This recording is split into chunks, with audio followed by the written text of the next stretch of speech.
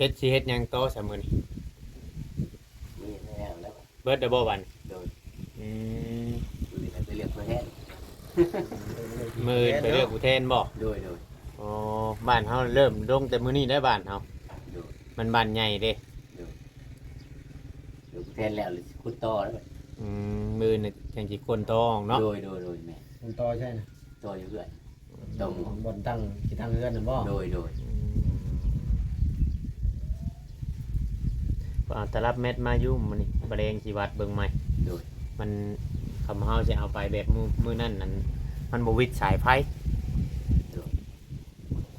มันบ่วิดสายไฟมันตรงกับสายไฟสายใหญ่ ยับเขาอีกเนาะ แม่ ยับเข้ามาทางเล่าไปแล้ว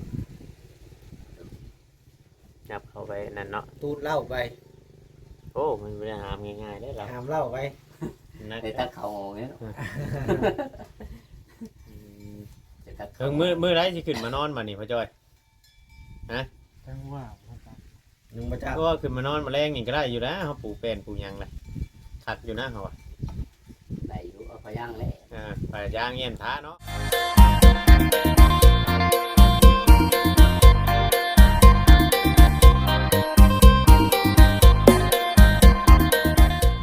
กับทักทายสบายดีเนาะพ่อแม่พี่น้อง FC กันเบิดสุคนเพียงเนาะทางฝั่งไทยได้กับทางฝั่งลาวแม่ๆอยู่ทางต่างประเทศนำเด้อพี่น้องเอ้ยเนาะเขามาให้กำลังใจช่อง YouTube ของบ่าวเวียงชายใจเกินร้อยเพียงเนาะอีกเส้นเก่าเส้นเดิมพี่น้องเอ้ยเส้นเก่าเส้นเคยเนาะมามื้อนี้เนาะเพียงเนาะจะได้มาฮอดจอดถึงทางบ้านทางเรือนของพ่อจอยเพิ่นมุ่งแล้วเรียบร้อยแล้วพี่น้องเอ้ยเนาะมุ่งแล้วเรียบร้อยแล้วแหละเพิ่นเฮ็ดเมื่อวานนี้เนาะเพียงเนาะคือว่าเดี๋ยวเรียบร้อยพี่น้องเนาะปาเตอไว้เอดีพี่น้องเนาะตัวไว้เอดีทางคุณเลยเห็นยังไงผมน้อง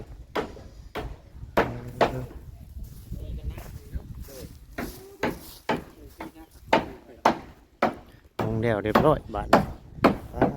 เตอไว้เอดีอันนี้เนาะเดี๋ยวได้บาท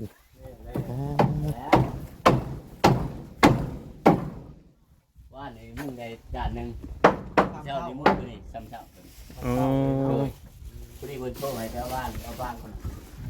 สบายดีเด้อ เจ้าสบายดี เลยมุงเดียวแต่บ้านนี่บอกขึ้นในไหน บ่มุ่งเร็วมาเช้านี่ เช้าโอ้เย็นเนาะขึ้นมา เย็นคักอะไร โดย นอนเว้นคือคักหรือไงนี่ เพิ่นโทรให้ไปเอาปลาชื่อเอาบ่ บ่เพิ่นให้ก็เอาให้เพิ่นแล้วเพิ่นปั้นให้กิน อ๋อไปชุมเจ้าน่ะไปตึกให้เพิ่น โดย เดี๋ยวเพิ่นปันให้ แปลว่า ไปลงให้เพิ่น เป็นญาติก็ไม่เท่านะ โอ้ญาติพี่น้องกันรู้จักกันเคยกินน้ำกันว่าซั่นซะเนาะ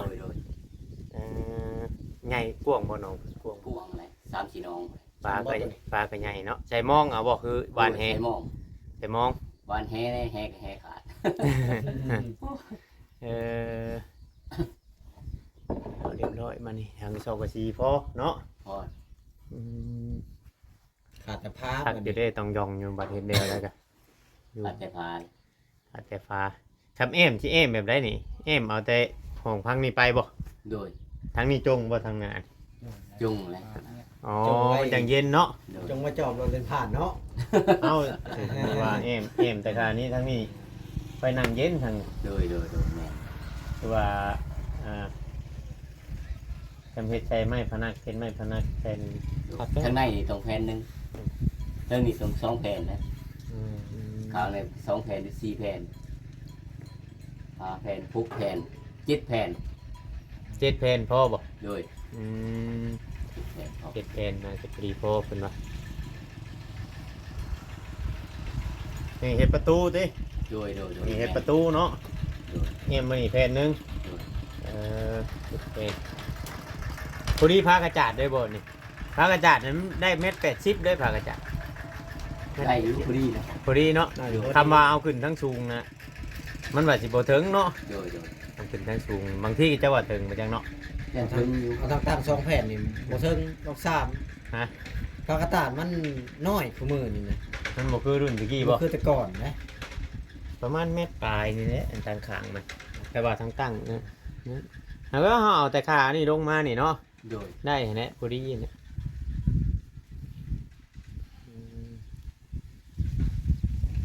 มันจะเย็นเลยอยู่ เย็นคักอยู่ได้บรรยากาศกันเลย เฮ็ดสิเฮ็ดหยังโตซะมื้อนี้ มีแล้วแล้ว เบิดเดอบ่วัน โดย อืม คือไปเรียกเพื่อแห้ง มื้อไปเลือกอุเทนบ่ โดย อ๋อบ้านเฮาเริ่มลงแต่มื้อนี้ได้บ้านเฮา โดย มันบ้านใหญ่เด้ อยู่แทนแล้วคุดต่อแล้ว มื้อนี่จังสิคนโตออกเนาะ โดยแม่ มันต่อใช่นะ ต่ออยู่เพื่อน ตรง บนตั้งที่ตั้งเรือนน่ะบ่ โดย เอาตลับเม็ดมายุ่มมันนี่บะเรงสิวัดเบิ่งใหม่ โดย มันคำเฮาสิเอาไปแบบมื้อนั่นนั่นมันบ่วิดสายไฟ มันบ่วิดสายไฟมันตรงกับสายไฟสายใหญ่ ยับเขาอีกเนาะ แม่ ยับเข้ามาทางเล่าไปแล้ว ยับเข้าไปนั่นเนาะ ตูดเล่าไป โอ้มันบ่ได้หามง่ายๆได้เรา หามเล่าไป นัก ในตัดเขาออกเนี่ย จะตัด เพิ่งมื้อไรสิขึ้นมานอนบัดนี้พ่อจ้อย จังว่า นึงมาจาก ก็ขึ้นมานอนมาแรงนี่ก็ได้อยู่นะเฮาปลูกแป้นปลูกหยังแหละคักอยู่นะเฮาอ่ะ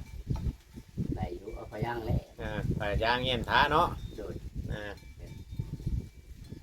ย่างเงียนท้าได้เอาบัดนี้มันได้เฮาได้มันพักมันเช้ามันหยังแล้วก็จะมีเวียกมีงานก็หาเฮ็ดเวียกเฮ็ดงานไป สมมุตินั่นนี่มีอยู่บ่สร้างแบบว่าเป็นรักเป็นหยังแบบผู้เดียวนะ มี แต่สมมุติว่านั่นน่ะไปคุณเจ้าไปเป็นลูกน้องเพิ่นแบบสินะ ดูเขาเอาลูกน้องเขาเอาลูกน้องเขาเองหรอก เออ นี่ เขามันมีสร้างเป็นทีมน่ะเนาะ โดยมี เออบ่ยันว่ามีสร้างแบบว่าฮู้ว่าเจ้าเองเป็นสร้างเป็นนั่นแหละแบบเป็นหักลูกน้องโตแบบนี้เพราะว่าคุณเจ้ามีเวียกมีงานเฮ็ดนำแบบนี้นะ โดย บ่มี มี บ่ สิมีอยู่ แบบเครื่องมือผู้มีเครื่องมือครบแน่นะ โดยมี อืมแต่ว่าชุมเจ้าก็มันบ่ค่อยมีเวียกมีงานเฮ็ดเนาะ โดย แม่น นั่ นะ นสิใครกลัวได้ก็ว่าได้เอาบ่จอยไปเฮ็ดกับเจ้าเฮ็ดนี่ก็เฮ็ดช่วยเพิ่นให้ทำใดก็ถือว่าแนวใดก็ยังใครกลัวสมมุติว่าเฮาสิจ้างเป็นทีมใหญ่นี่ก็ แพงเลยเนาะ แม่นอยู่แพงก็เฮาก็จ้างไล่อยู่มันหักแต่ว่าเฮาบ่อยากให้คนเฮามีเวียกมีหยังเฮ็ดแหน่หันนะถ้าว่าสร้างทีมใหญ่เขาก็มีทีมของเขาแล้วแหละเนาะ โดยมี ทีมของเขาแล้วแหละเขาบ่เอาคนอื่นเขาปนนะคือว่าทางผ่านนั่น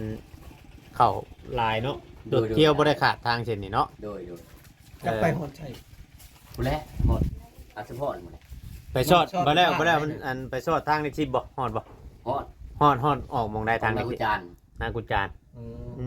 งานประจาน โดย อ๋อทางเล็กซิปพี่น้องเนาะ งานประจานพุ่นเนาะ โดย ออกใกล้ๆโค้งนะประจักษ์ ยันแม่นเขาบ่เค เค ย ย ไป เห็นทางหนึ่งเลยเข้ามา ไปฮอดเตนาทุมเนี่ย ไปเขาออกนะหน้ากุจานมาเกี่ยวมาใส่จะว่าจะออกบ้านหน้ากระทิ่งนี่นะ อืม เนาะมาออกไปกระโตทางเล็กซิปรถนะออกใส่หน้ากระทิ่งเข้าไปอาจจะพ้นออกเข้าหน้ากุจานนี่ก็จะออกมาใส่หน้ากระทิ่งนี่เนาะ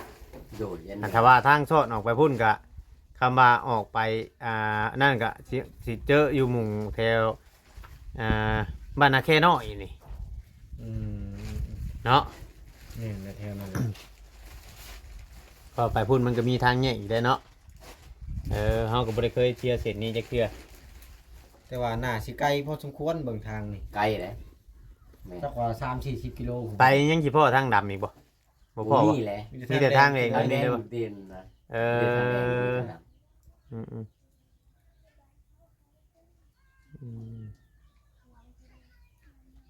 คือว่าบ้านเพื่อนมันนี่เรียนต่อกันออกมาเป็น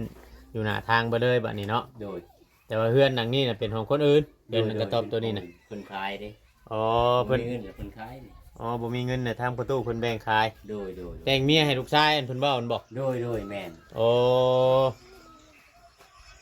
สิได้แต่งเมียให้ลูกชายก็ได้ขาย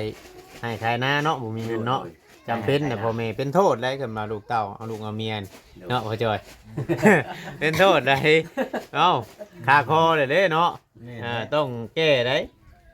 ต้องได้เฮ็ดได้ เดือนในเด้แต่งมาเนี่ยยังมากินชิ้นนี่ เออ วางแผนไว้แล้วบ่เรียง ยังแหน่เราว่าแต่เงินครอบมันบ้านนี่ก็ยังทันได้มีอยู่เนาะพ่อจอย มีเนาะ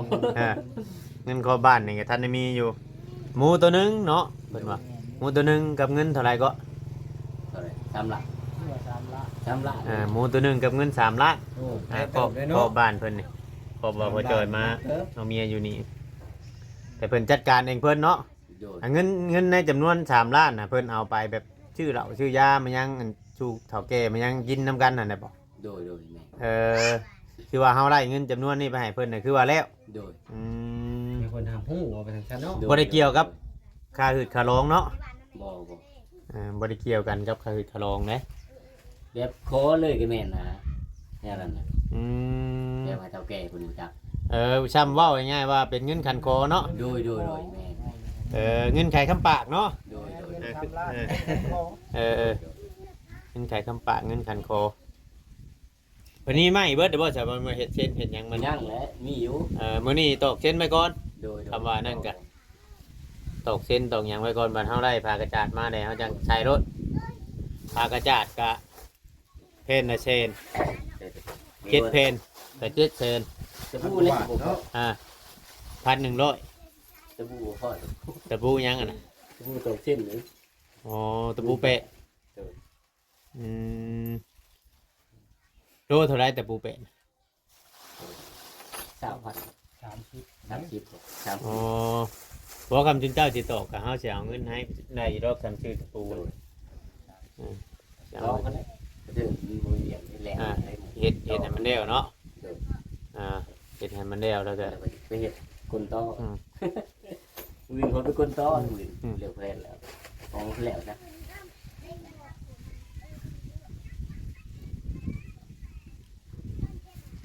จักมุงเพิ่นเลือกแทนอยู่ทางบ้าน 8 โมง เออบ้านเฮาเราก็แต่เฮาออกมา7 โมงว่ามันเริ่มลงกัน แค่เราเฮ็ดเป็นเลือกอะไรแล้วเนาะ แถวทางมานี่ก็คือว่าเต็มปึ้งเนาะ แม่น แต่ละสำนัก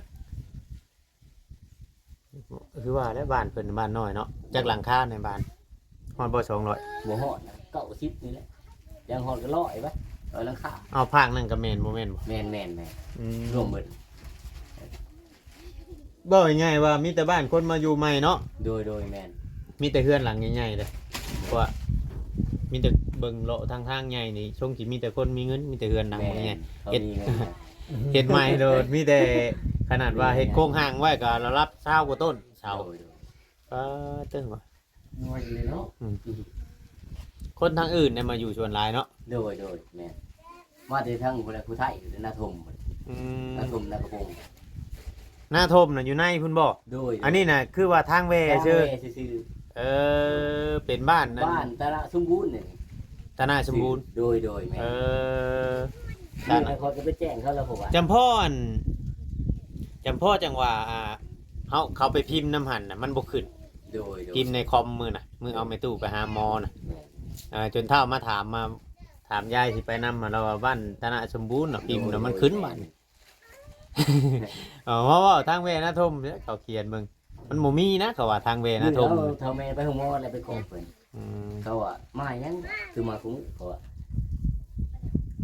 เฮาสิไปหาเพิ่นอยู่มื้อ โดยเขาก็บอกตัว อยู่ใช่เฮือนเพราะว่าอยู่ใช่ อยู่ใกล้ๆเฮือนเขาเฒ่า เอ หลั อง นั่นแหละ ดังตัวละ หลังเฮือนเราหลังห้องน้ อ๋อเบื้องอันมีรถใหญ่เห็นบ่ ำโดยแม่น เออ คอยไปขอบแล้ว อืม เขาเฒ่าให้ไปขอบเด้เขาก็ไป อืม เขามาอย่างเงี้ยกูหมดเลยเขาก็บอกเลยว่าคนที่มาให้เดือนในพอเฒ่าแล้วก็ว่าแน่นี่เราบ่ได้มาให้บอกเนาะว่าทั้งเนาะ เออ แต่บ่ได้แล้วก็ฮู้กันก็ เออ บอกกันนั่นแหละ แล้วเพิ่นว่าในได้บัน มาก็มาแล้วว่ะให้มาเลยให้มาจึงแจ้งซื้อเพิ่นว่า อืมเพิ่นให้เฮาเข้าไปแจ้งชื่ออีกเทื่อนึง โดย เออเดี๋ยวบ่แดงนี่แหละตอนนั้นตอนแรงได้สิเข้าหาเพิ่น โดย อืมโต ก็เห็นคนเข้าออกบึนๆบ้านๆเนาะ ดู เข้าบ้านก็เมืองตื่นได้บ่ วันเมืองจะตื่นเลย เนาะ มือแช่ๆมือ7-8 คนน่ะโยอ๋อเขามายังสิว่าอีกแล้วแต่เก่ามื้อหลังคือบ่เห็นมาโอ้บ่ว่าไผได้ตัวนี้กันเนาะ ห้วยก็แซวได้เฮือนไปเฒ่าแต่เขาก็บ่ได้คอยเขาเด้ น้อยเนาะ ซื้อหม้อยได้ เออ เห็นซุมเจ้ามานี่ก็แซวได้ เริ่มมีคนเข้าหาเนาะ โดย คู่มือเฮาเข้ามามื้อนี้ก็มีอยู่2-3คนย่างออกตะกี้สมอจะมี โดย เราเริ่มสิมีเพื่อนบ้านน่ะ มีแต่น้องเพิ่นนั่นแหละมากัน แต่เก่า เขา ที่ เล่นนั่นแหละ อืม มาจอบเขาเฒ่ามาเฒ่านะ อื มาดิน ม นำกันแต่ว่าคนเคยอยู่เคยกินในบ้านนั้นนะ แต่เก่าอันนี้ ซื้อซีนซื้อฟ้ามากกับเบิ่นเพิ่น โอ้ เกาหลี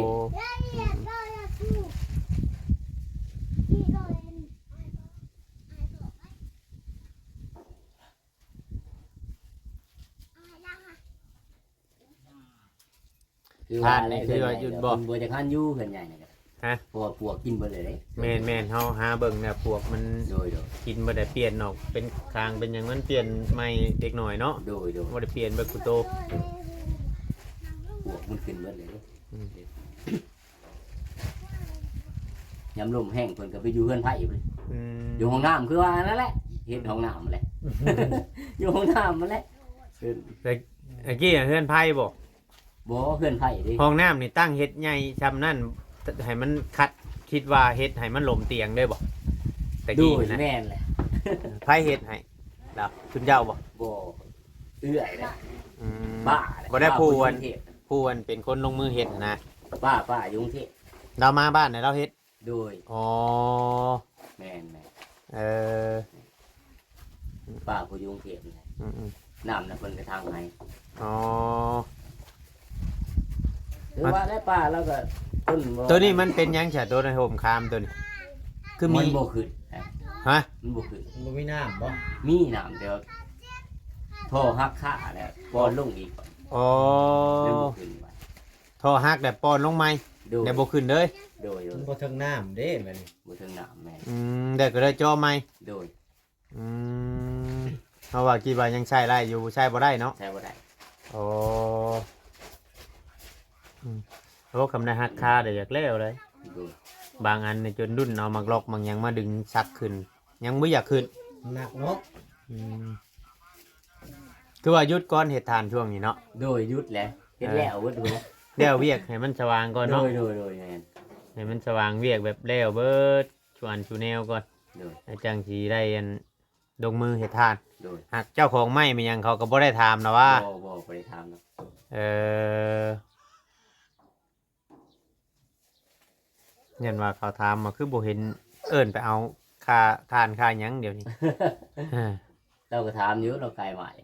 เพราะว่ายังบ่ได้ควดทานค่าเฮ็ดตูบ อัดไว้ได้บ่อัดได้บ่ อัดแล้วอัน อ๋อ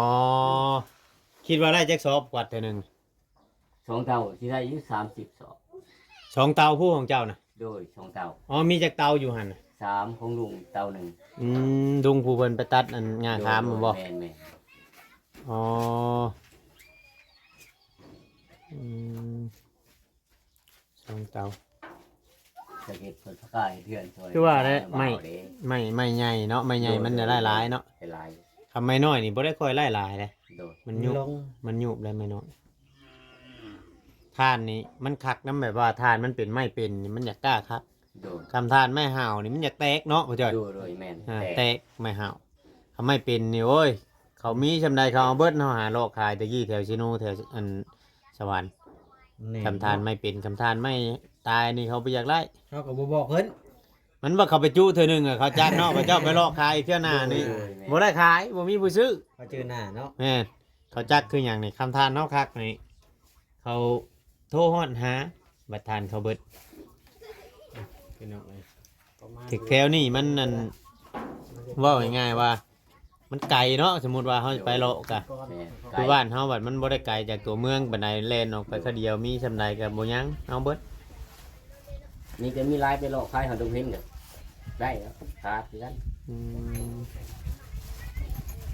เรียบร้อยแล้วบัดนี้พี่น้องเนาะเรียบร้อยแล้วคักลีเฮ็ดตองยองอยู่บัดนี้เบิ่งเบิ่งรอเบิ่งปีนี้ฝนยังบ่ได้ตกจักเทื่อเด้